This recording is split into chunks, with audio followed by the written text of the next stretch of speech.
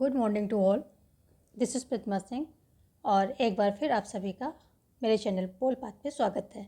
तो आज फिर हम कुछ प्रश्नों की प्रैक्टिस करेंगे। आज के प्रश्न थोड़ा सा चैलेंजिंग है, यानी कि थोड़ा सा टफ है। देखते हैं कौन कौन इसमें सही आंसर करता है, तो वो मैं देखूँगी, मेरा ऑब्जर्वेशन रहेगा। डोंट वरी, ये सिलेबस के बाहर के नहीं हैं, आपके सिलेबस से ही हैं, लेकिन थोड़ा सा टफ होंगे। तो देखते हैं कौन कौन सही आंसर करता है आज।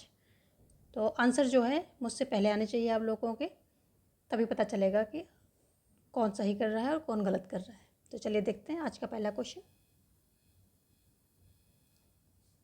पहला क्वेश्चन क्या कह रहा है कि हनी प्रतिवेदन कब आया?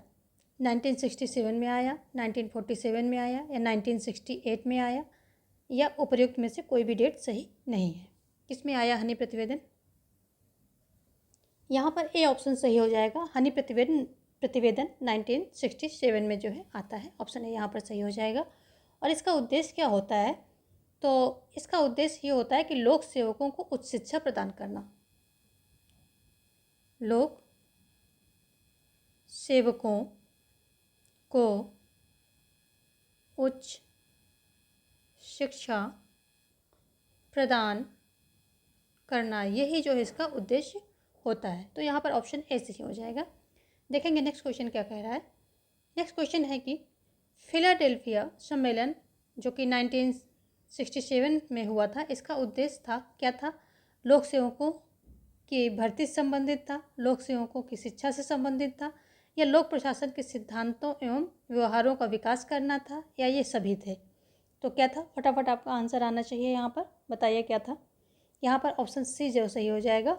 जो फिलाडेल्फिया सम्मेलन था 1967 में जो हुआ था, इसका उद्देश्य था लोक प्रशासन के सिद्धांतों एवं व्यवहारों का विकास। ऑप्शन सी यहाँ पर सही हो जाएगा। ठीक है, चलिए देखेंगे हम नेक्स्ट क्वेश्चन। अगला क्वेश्चन क्या कह रहा है कि मुन्नो ग्रुप का प्रथम सम्मेलन कब हुआ था? प्रथम सम्मेलन की बात हो रही है। 1968 में हुआ था, 1969 में हुआ था, 1979 में हुआ था, या फिर 78 में हुआ था? मुन्नो ग्रुप का कब हुआ था? तो ये हुआ था ए ऑप्शन सही हो जाएगा। 1968 में मिन्नो ग्रुप का प्रथम सम्मेलन होता है। ठीक है, चलिए देखेंगे हम नेक्स्ट क्वेश्चन। नेक्स्ट क्वेश्चन भी मिन्नो ग्रुप से संबंधित है। तो जो मुन्नो ग्रुप का प्रथम सम्मेलन हुआ था, इसके अध्यक्ष कौन थे? फेडरिक रिक्स थे, ड्वाइट वाल्डो थे, लिप्सन थे, या लूथर गुलिक थे? कौन थे? तो इसके जो अध्यक्ष थे प्रथम सम्मेलन के, ये ड्वाइट वाल्डो थे। ऑप्शन बी यहाँ पर सही हो जाएगा। ठीक है, देखेंगे नेक्स्ट क्वेश्चन। आप सभी के आंसर जो है मेरे आंसर देने से पहले आ जाने चाहिए। नेक्स्ट क्वेश्चन क्या कह रहा है? ये बुक है न्यू पब्लिक एडमिनिस्ट्रेशन। तो ये बुक किसकी है पूछ रहा है। ड्वाइट वाल्डो की है, गुलिक की है, लिप्सन की है, या इनमें से कोई भी नहीं है, किसी और की ही है? तो और की भी हो सकती है, ऐसा नहीं कि जो यहाँ पर है उसी की है। तो ये बुक जो है ड्वाइट वाल्डो की है। ऑप्शन ए यहाँ पर सही हो जाएगा। और इनकी जो अदर बुक की बात करें तो अमिन्नो बुक पर्सपेक्टिव, ये भी इनकी बुक है। मिन्नो बुक पर्सपेक्टिव ये भी इनकी बुक है। एक इनकी और बुक है टू वर्ड्स करके, ये भी इनकी बुक है। तो ये भी इनकी बुक आपको याद रखनी है। ऑप्शन ए यहाँ पर जो है सही हो रहा है।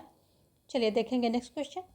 अगला क्वेश्चन क्या कह रहा है कि विकास प्रशासन शब्द का पहली बार प्रयोग किसने किया? विकास प्रशासन शब्द का पहली बार प्रयोग किसने किया?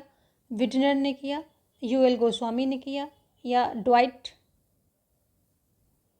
ने किया, या फिर गुन्नार मिर्डल ने किया है? किसने किया है? तो ये विकास शब्द का पहली बार प्रयोग करने वाले यूएल गोस्वामी है। ठीक है, ऑप्शन बी यहाँ पर सही हो जाएगा। और इन्होंने अपनी पुस्तक, ये कौन थे? भारतीय अध्येता थे। और इन्होंने अपनी पुस्तक structure of development of administration in India, इसी में जो है इस शब्द का प्रयोग किया है। तो इनकी बुक देख लीजिए, इंपॉर्टेंट है। स्ट्रक्चर ऑफ डेवलपमेंट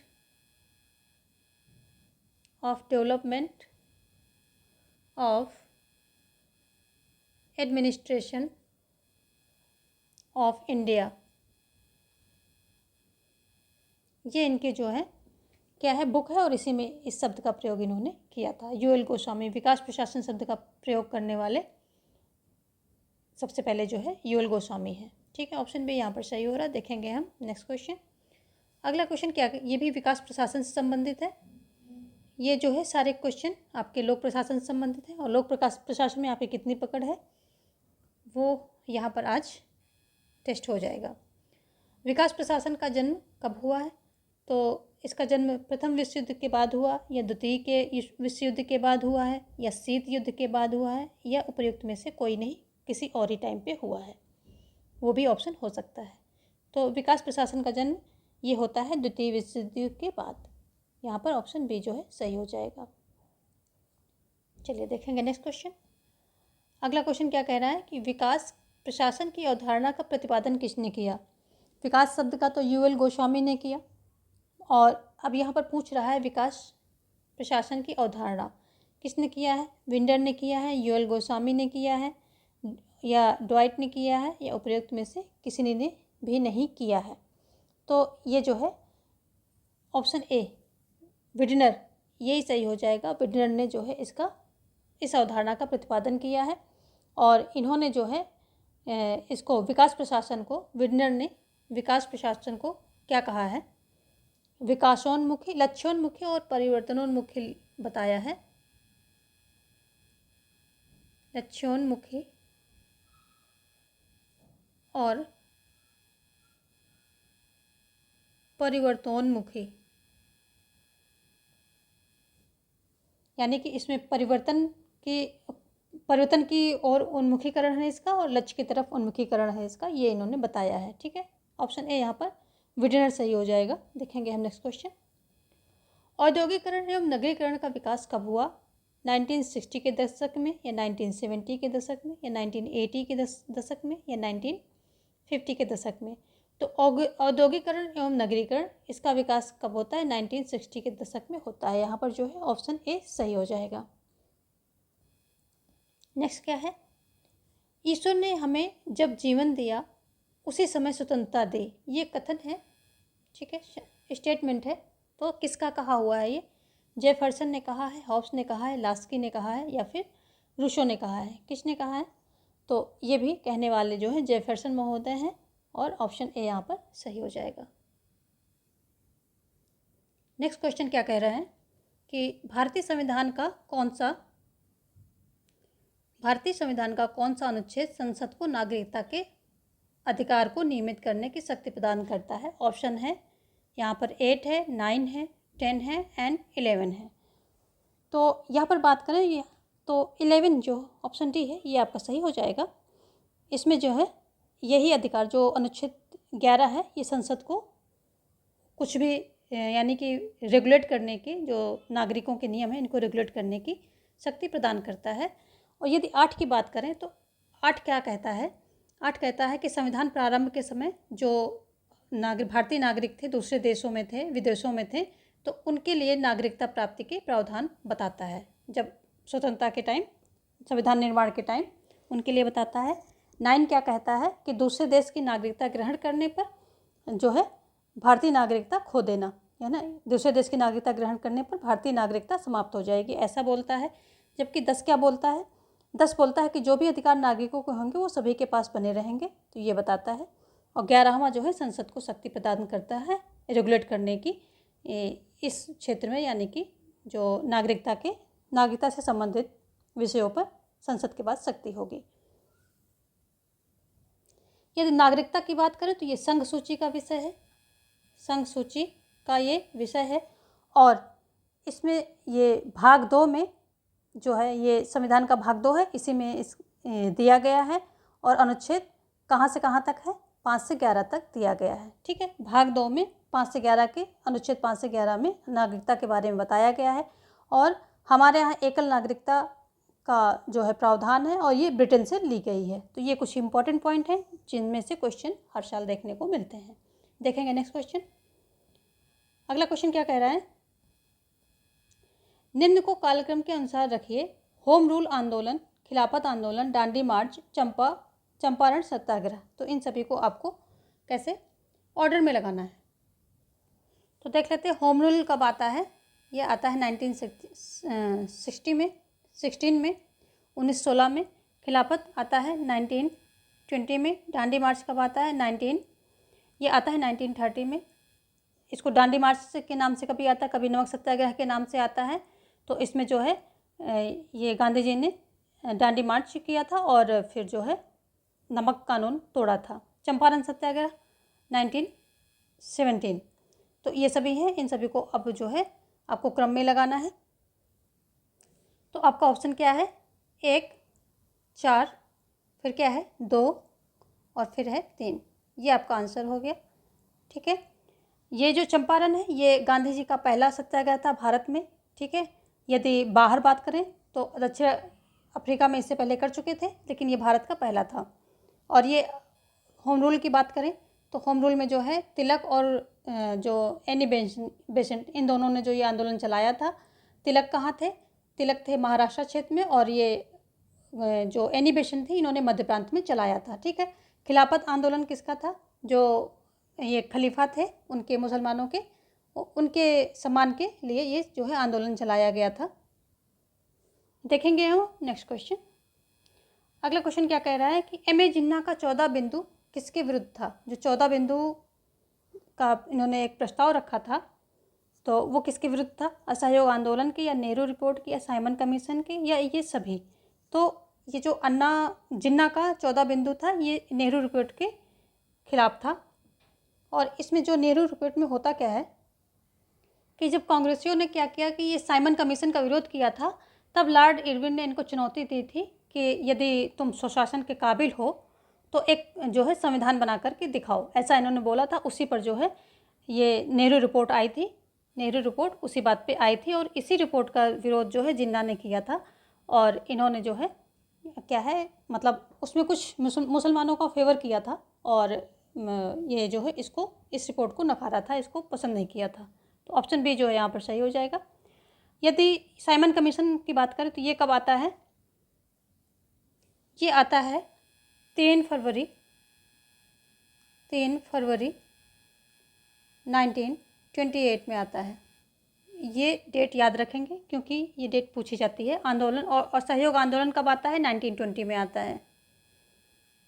ठीक है, 1920 में आता है ये। और यहाँ पर बी ऑप्शन सही हो रहा है। देखेंगे अब हम नेक्स्ट क्वेश्चन। अगला क्वेश्चन क्या कह रहा है कि निम्न में से कौन सा युग सुमेलित नहीं है। तो इंदिरा गांधी संपूर्ण क्रांति, महात्मा गांधी ट्रस्टीशिप, बलवंत राय मेहता प्रजातांत्रिक विकेंद्रीकरण, विनोबा भावे अनुशासन पर्व। तो ये जो है सभी सुमेलित हैं, सिर्फ इंदिरा गांधी जो है संपूर्ण क्रांति नहीं, क्योंकि संपूर्ण क्रांति जो है जयप्रकाश नारायण से संबंधित है, जो बिहार के पटना से स्टार्ट की, वहाँ से उद्घोषणा की गई थी पटना मैदान से। और ये क्या है, बिहार के जो गांधी मैदान था वहाँ से इसकी जो है की गई थी घोषणा। और यदि हम इंदिरा गांधी की बात करें तो ये संबंधित किससे हैं, ये संबंधित हैं हरित क्रांति से। और दूसरा अगर देखें तो ऑरेंज से क्या है, ये आपातकाल से संबंधित हैं। और प्लस ये इंदिरा सिद्धांत यानी कि इंदिरा डॉक्ट्रिन, इससे भी संबंधित हैं। तो ये 3 चीज़ें इनसे, हरित क्रांति, आपातकाल और इंदिरा डॉक्ट्रिन या इंदिरा सिद्धांत, इससे संबंधित हैं। यहाँ पर जो है ऑप्शन ए सही हो जाएगा। देखेंगे हम नेक्स्ट क्वेश्चन। अगला क्वेश्चन क्या कह रहा है कि निम्न में से कौन न्यू इंडिया नामक पुस्तक के लेखक हैं। तो कौन है, दुर्गादास, या आर.सी. मजूमदार, या एनी बेसेंट, या फिर मदन मोहन मालवीय। कौन है,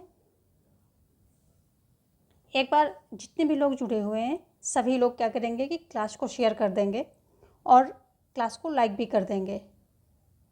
और इस प्रश्न को हमने कई बार डिस्कस किया है।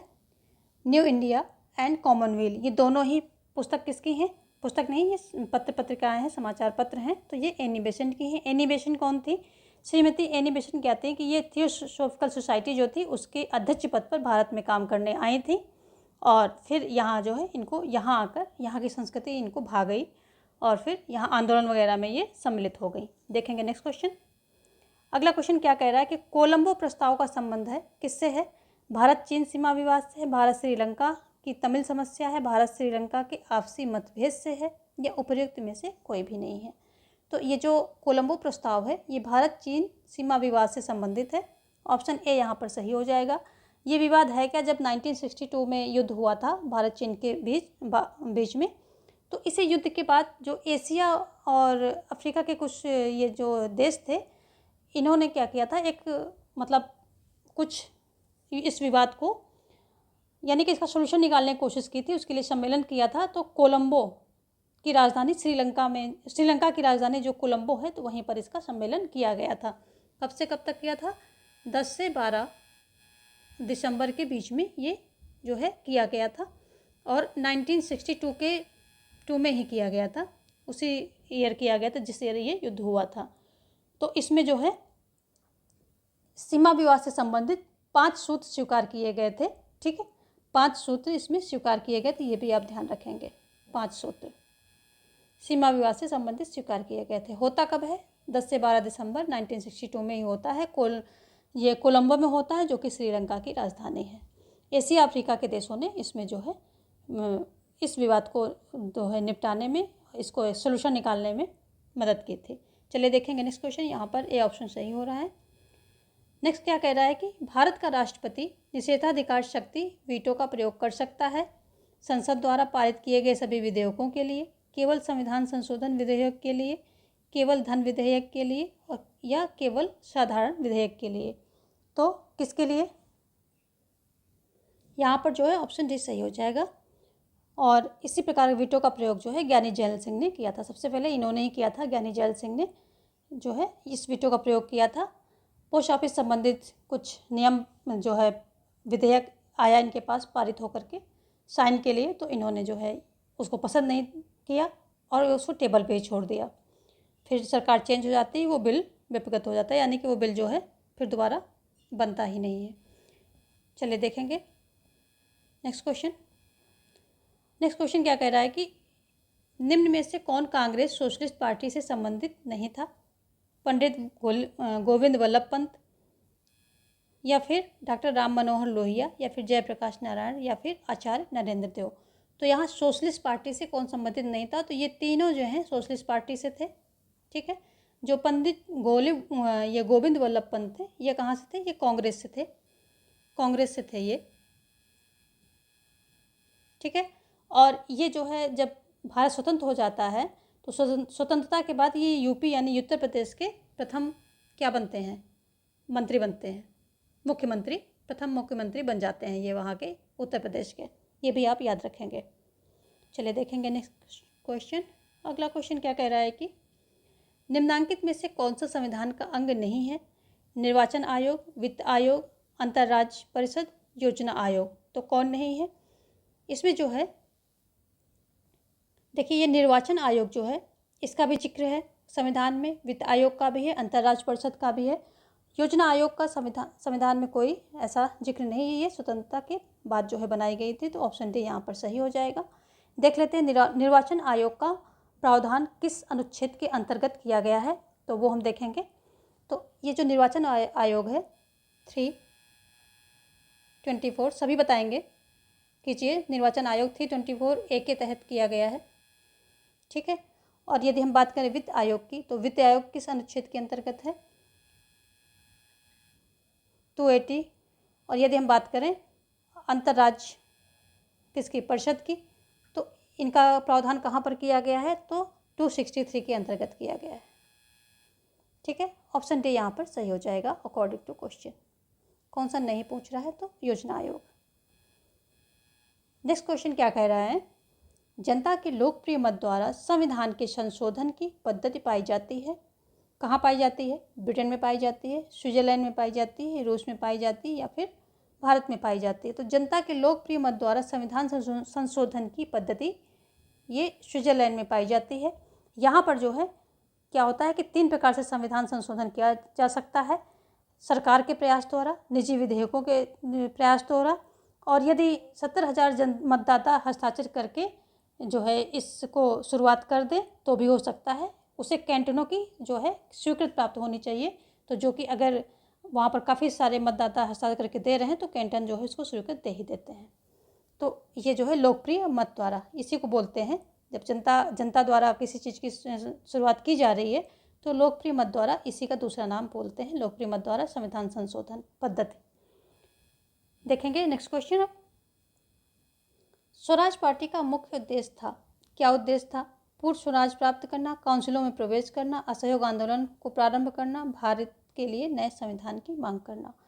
तो जो स्वराज पार्टी का उद्देश्य यही था कि काउंसिलों में प्रवेश करना, क्योंकि जो ये असहयोग आंदोलन की असफलता से जो निराशा हुई थी, उदासीनता छा गई थी, उसको दूर करना तथा काउंसिलों में प्रवेश करके सरकार की नीतियों का विरोध करना, यही सब इसके उद्देश्य थे। नेक्स्ट क्वेश्चन क्या कह रहा है? क्रिप्स मिशन भारत कब आया? तो ये कब आया भारत क्रिप्स मिशन? 1928 में आया, 1940 में आया, या फिर 42 में आया, या फिर 45 में आया? कब आया? क्रिप्स मिशन की बात हो रही है। क्रिप्स मिशन किसके द्वारा भेजा गया था? तो ये चर्चिल के द्वारा भेजा गया था। ठीक है, आता कब है? ये आता है यहाँ पर, ये ऑप्शन सी सही होगा, 1942 में आता है। ठीक है, 1942 में आता है, चर्चिल के द्वारा भेजा जाता है। और यदि हम बात करें वर्ष 1928 की, तो अभी अभी हमने बात की, ये साइमन कमीशन आया था, इसमें साइमन कमीशन आया था। ठीक है, यदि हम बात करें वर्ष 1940 में क्या था, तो इसमें जो है ये अगस्त प्रस्ताव आया था। अगस्त प्रस्ताव किसके द्वारा जो है ये लाया गया था? तो निम्नलिखित थे उस समय, उनके द्वारा लाया गया था। और इसमें क्या कहा गया था कि अल्पसंख्यक, जो मेन पॉइंट था, अल्पसंख्यकों की स्वीकृति के बिना सरकार संविधान में परिवर्तन नहीं कर सकती, संवैधानिक परिवर्तन नहीं कर सकती है। तो ये जो है एक प्रकार से जो मुस्लिम थे उनको एक हथियार के रूप में मिल गया था, और इसका यूज उन्होंने अपनी बात मनवाने के लिए आगे जो है करते रहे। यदि हम बात करें 1945 की, 42 में तो आपका ये क्रिप्स मिशन हो गया, 45 की बात करें तो इसमें आती है वेवेल योजना। ठीक है, वेवेल योजना, वेवेल योजना आती है। और यहाँ पर क्या हो रहा है? आपका option C is right answer. देखेंगे हम नेक्स्ट क्वेश्चन। अगला क्वेश्चन क्या कह रहा है कि निम्न में से किस देश में एक दलीय व्यवस्था है?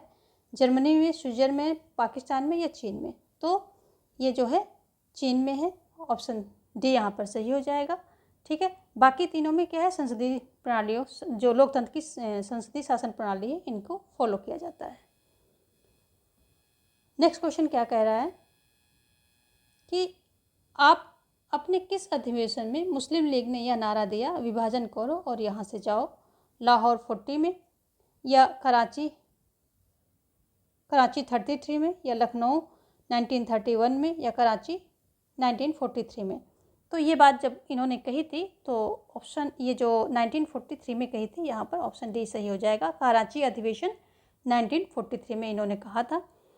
1940 में इन्होंने क्या कहा था कि 1940 में इन्होंने पाकिस्तान की मांग की थी। ठीक है, पाकिस्तान की मांग इसमें की थी, लाहौर अधिवेशन 1940 में मांग की थी। और जो है 1943 में, कराची अधिवेशन 1943 में इन्होंने बोला था कि घोषणा कर दी थी कि विभाजन करो, जो मुस्लिम बहुल इलाके हैं उनको पाकिस्तान बनाओ और जाओ। तो विभाजन करो और यहाँ से जाओ, ये उद्घोषणा इसी में की गई थी। देखेंगे नेक्स्ट क्वेश्चन। अगला क्वेश्चन क्या कह रहा है कि भारतीय संविधान स्पष्टता प्रेस की स्वतंत्रता की व्यवस्था नहीं करता, परंतु यह स्वतंत्रता अंतर्निहित है। किसके अंतर्गत? 19(1) का में, 19(1) खा में, 19(1) गा में, 19(1) घा में, किस में अंतर्निहित है? तो इसको हम बात कर लेते हैं कि ये जो 19(1) का है, यानी कि ए है, 19(1) ए है, इसमें क्या है? वाक एवं अभिव्यक्ति की स्वतंत्रता है। यदि हम 91 बी की बात करें तो इसमें क्या है? इसमें जो है इनको जो है सम्मेलन करने की, शांतिपूर्वक सम्मेलन करने की, ठीक है, शांतिपूर्वक सम्मेलन की स्वतंत्रता दी गई है।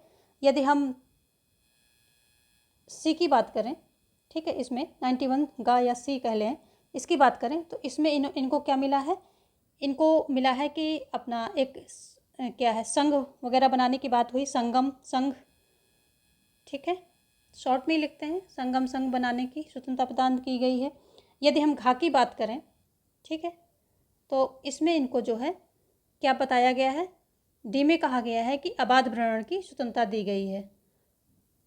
अबाध भ्रमण पूरे भारत में इसकी तो स्वतंत्रता दी गई है। तो जो ये प्रेस की स्वतंत्रता है ये एक मौलिक अधिकार है, और ऑप्शन ये जो 91 का है इसी में जो है प्रेस की स्वतंत्रता दी गई है। और प्रेस की स्वतंत्रता क्या है, एक मौलिक अधिकार है। प्रेस की स्वतंत्रता मौलिक अधिकार है। ये भी आप याद रखेंगे, इस तरह से भी क्वेश्चन पूछता है कि प्रेस की स्वतंत्रता कैसा अधिकार है, तो ये एक मौलिक अधिकार है। ठीक है, यदि हम इसके आगे बात करें तो 91 ई में क्या कहता है, कहीं भी निवास करने की स्वतंत्रता होती है, निवास की स्वतंत्रता होती है। ठीक है, एफ जो है, एफ क्या है, एफ संपत्ति से संबंधित था, हट गया तो उसको हम फालतू बोल देते हैं, एफ से फालतू। जी क्या है, जी क्या कहता है, जी जो है व्यापार से संबंधित स्वतंत्रता प्रदान करता है। तो इसको जो है आप एक ट्रिक से सीक्वेंस पूरा याद कर सकते हैं कि सबसे पहले हमें वाक और अभिव्यक्ति, हम मतलब बात विचार करते हैं, विचार विमर्श करते हैं, फिर सम्मेलन करते हैं। सम्मेलन करने के दौरान हम क्या, उसके बाद क्या करते हैं, संघ बनाते हैं, यानी कि अपना एक ग्रुप बना लेते हैं और फिर भारत भ्रमण पे निकल पड़ते हैं। और जहाँ पर अच्छा लगता है वहाँ निवास कर लेते हैं। अब नई जगह में हमें कोई मनी तो देगा नहीं, तो यहाँ पर एफ संपत्ति को काट देते हैं, हमें कोई मनी तो देगा नहीं, तो क्या होता है कि फिर हमें व्यापार अपना करना पड़ता है। तो इस तरह से ट्रिक से आपके पास और भी अच्छी हो सकती है, लेकिन इस तरह की चीज़ों को ऐसे ही सीक्वेंस में लगा के लर्न करना एक ये सही तरीका है। तो इस तरह से मैं इसको इसी तरह याद किया था और तब से ये मुझे ऐसे ही याद है। आपका भी कोई अपना तरीका हो सकता है, उस तरीके से इसको याद कर लीजिए। सारा सीक्वेंस आपको पता होना चाहिए, ये इम्पॉर्टेंट है। आज का सेशन हम यहीं समाप्त करेंगे, और इस वीडियो को जो है लाइक करना बिल्कुल मत भूलिए और अपने दोस्तों में शेयर भी कीजिए। तो थैंक्स फॉर वॉचिंग।